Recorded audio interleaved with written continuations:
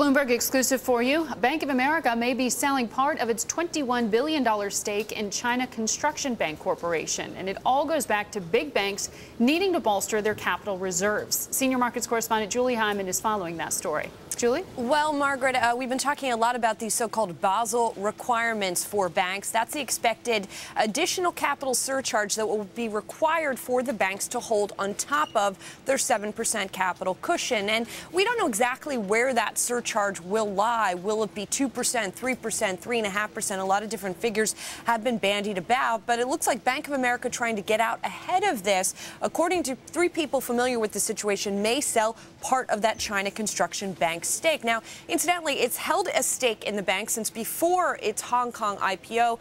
First took it back in June of 2005. The shares came public back in October of 2005. Bank of America has since added to it, in fact, but the shares have gone up, not in a straight line, but they are definitely up since they started trading publicly. And Bank of America, for Bank of America, this could indeed be a way to raise capital, to improve that capital cushion. This is a question that many investors are asking. What are these banks going to have to do? Will they have to sell additional shares? Are they going to have to sell off assets?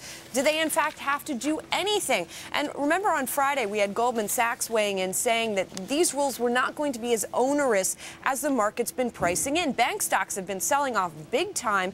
They peaked for the year back in mid-February, and since then we have seen a downward slope of around 15% in the banks as a group, if you look at the KBW Bank Index. Well, we've got a second analyst out today saying something similar. That's Paul Miller over at FBR, and he says a couple of things. He says many of these banks, their growth, although it may not be blockbuster right now, is going to be enough to perhaps make up for these capital surcharges without having to sell anything off. He says also he expects a long time to phase in these changes, perhaps as long as 10 years.